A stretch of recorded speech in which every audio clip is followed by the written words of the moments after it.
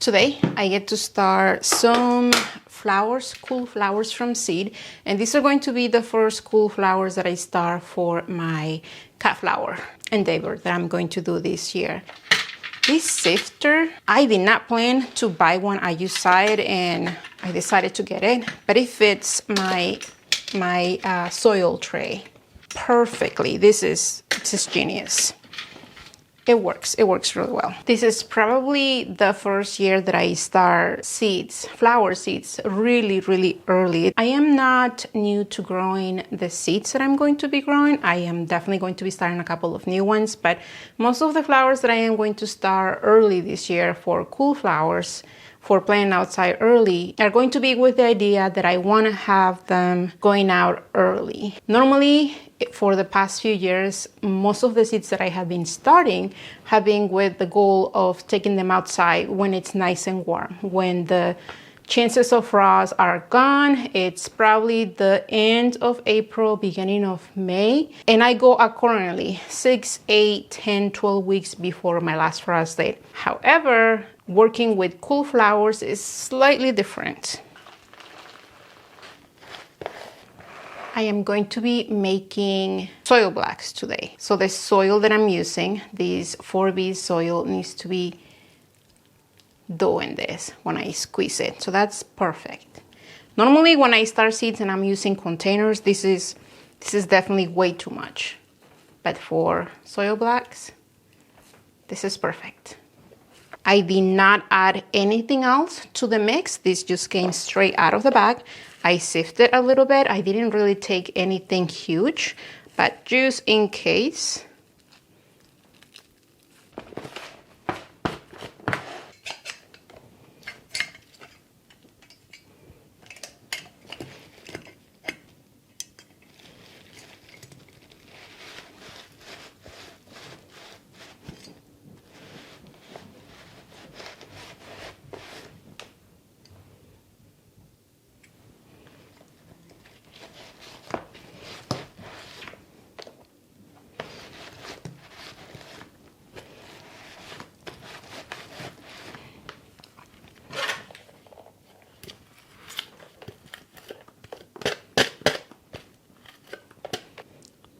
The last time that I make these soil blocks was like 2-3 years ago. Oh, cuties. Look at that. All right, we gotta fill this up. If you have never made soil blocks, let me give you a quick rundown. This is really something that you're gonna have to practice a lot, and you'll probably mess up the first few times, and that's completely fine, but you'll get it right. Make sure your soil is definitely very wet, soaking wet, and make a space. What I like to do is I like to have a flat space in the middle or on the side, and the idea is that I'm going to fill first. I'm going to fill all of these pockets. So I'm going to try to scoop and just drag it and then press down. And I know that half of the other side right now is probably not full. See? So I'm gonna grab that side and I am going to scoop. Again, just trying to grab and then pressing down. I am grabbing my soil blocker somewhere where I don't push down. If I grab it here and I push this down, is gonna wanna have to release it. So I'm grabbing it from the sides where I can just push down and I don't have to worry about releasing it. Right now I'm confident that I have every spot filled. However, if I overdid it, if I took too much of the bottom, you can end up with something like this. Now, if you try to release this, it's just going to be all bumpy. That's where this scraper, I think that I use this for making cakes. I honestly can't remember. You can use a spatula, you can probably use a knife. What I wanna do here is I wanna just remove some of the soil to make the bottom flat. And it doesn't have to look pretty. And if you mess up, if you accidentally empty some of these spaces, just fill it up again. Grab a little bit and fill it up again. right now we have a perfectly nice flat bottom. And that's what I'm going to move to my tray. Right now I have this tray and I am going to try to make just a line of them. I will make sure to leave space in between packets where the water can just run through when I water. So I am going to push down. This is the part that you push down, and this is the part that you hold onto. I'm gonna do it this way. So pushing down, I'm pushing down with this part, and as I'm pushing down, I am going to lift with my fingers. And then gently pick it up. And look at that gorgeousness. If I was to place these soil blocks really close to the other ones, they will be okay. But watering will be a little bit tricky because most of the spots around the soil blocks will be soaking wet when trying to water. This way, I can just move the tray little by little, and the water can just go through the openings. So I have both of my trays of very, very small soil blocks done. And I have my seeds that I am going to start.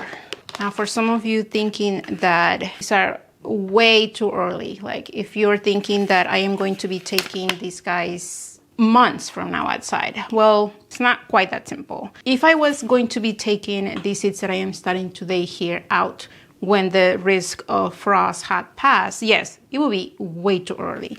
However, the cool flowers that I am going to be starting today can handle cold temperatures. I am going to give them protection when I take them out. So I am planning to get them out about 6-8 weeks before my last frost date. So that means that for me, with the last frost date of April, at the end of April, beginning of May, I am able to transplant these guys sometime between the end of February to the beginning of March, depending on the weather. So I can definitely start these guys now because they will have about 6-8 weeks of growth inside. And some of these, like Rudbeckia or foxgloves, they take a little bit of time to get going. So now that I got all of my seeds organized, knowing exactly what I'm going to start in the quantities, I want to mention that if you're interested in knowing more about the whole deal behind cool flowers, get this book. I'm going to link it below, or if you don't want to use the link, that's fine. Just search it yourself, Cool Flowers. Lisa Ziegler has this channel.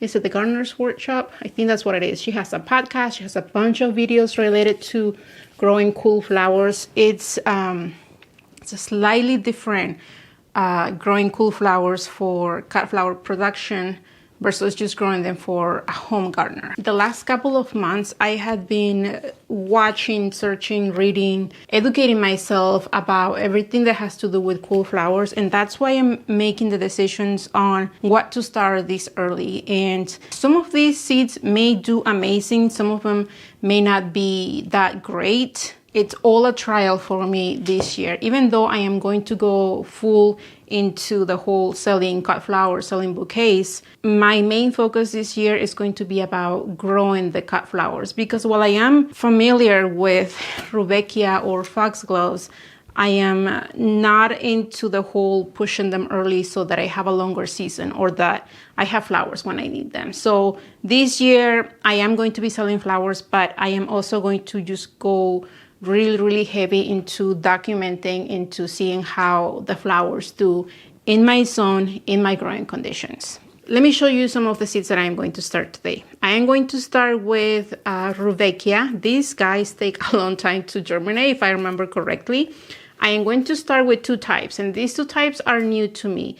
This one is Rudbeckia Goldilocks. It's gorgeous. I got these 2 packets. I also purchased from her, this is the first time, from the Gardener's Workshop, Goldilocks. And the other type is Maya. I love these 2. And actually, I watched a video of her, Lisa, harvesting 2 of these and like the different kinds of blooms that she got. And I just fell in love. So these 2 will be new for me. I am not new to Rudbeckia, but these will be 2 new for me. I am also starting a bunch of foxgloves. I am starting Dalmatian peach, and I am starting apricot beauty. Now, I am not sure if I'm going to be selling this year, but I do want to grow them for two reasons. One, last year I got Dalmatian peach and it didn't bloom for me. And they were supposed to be the ones that bloom the first year if you plant them out early. Now, I did take them out a little bit late in the season, and that's probably why they didn't do well for me. I don't know. So I'm going to give them a try again this year. But also the main reason that I don't know if I'm going to be selling them is because they're poisonous for pets, and they could damage, I guess, a small baby if they ingest a lot of them. So I don't know if I want to be selling those in my bouquets, but I do have them. I just want to fill my space with a bunch of these. Even if they don't bloom this year, next year they will just do amazing. Next, I am going to be starting two types of yarrow. I am going to be starting summer berries mix, and I am going to be starting summer pastels. They're also going to be going into my flower beds. They're not going to be in raised beds. So I know these did well for me the last time that I tried to grow them. I don't think 2024 I did, but 2023 I'm sure that I did grow them, and they did great. I am also going to start two types of straw flowers. I have apricot straw flowers, and I got this from Petal and Twig years ago. So I am hoping that the seeds are still good.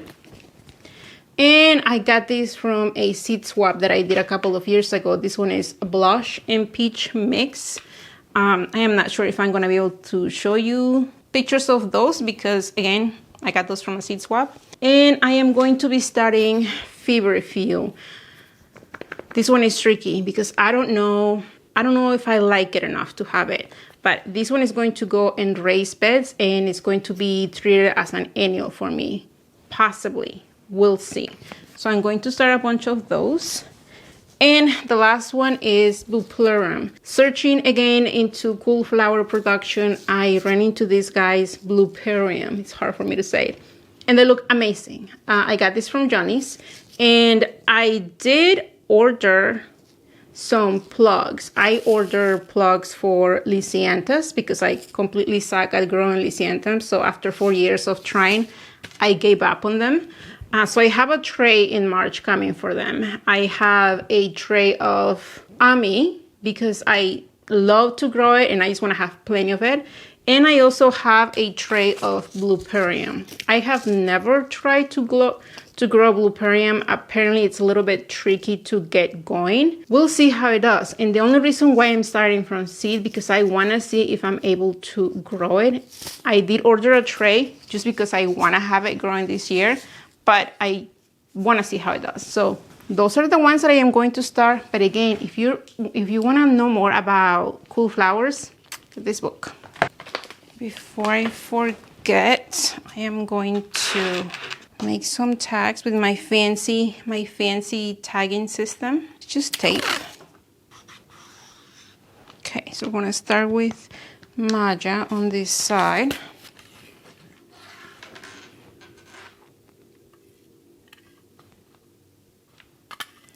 Now, apparently, these guys do not like to be buried in the soil.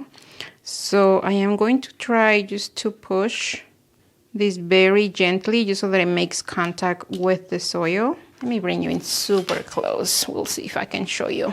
Watching Lisa and how she does things, she sells this little like foil trays for your seeds, and apparently that helps with the static. So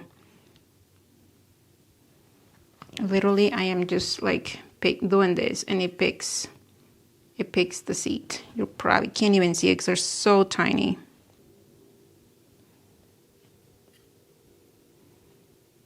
Okay, so as far as Rudbeckia Maya, I have one seed on the amount that I need here, but I still have quite a few seeds left. So I'm just going to randomly add an extra seed here and there. just in case I don't have good germination on the others. Now I am starting quite a few of these flowers. I definitely don't have the space to give every single one of these plants, but just in case I have a variety that doesn't give me great germination, I want to make sure that I have plenty of flowers to fill the spaces that I have. Plus, I think that I am going to be able to have extra space this year for growing flowers, but I'm still working on that, and that's going to be a surprise for another video. So I am going to finish the rest of the seeds. This is pretty much how I'm going to do everything. I am going to place the seeds on top of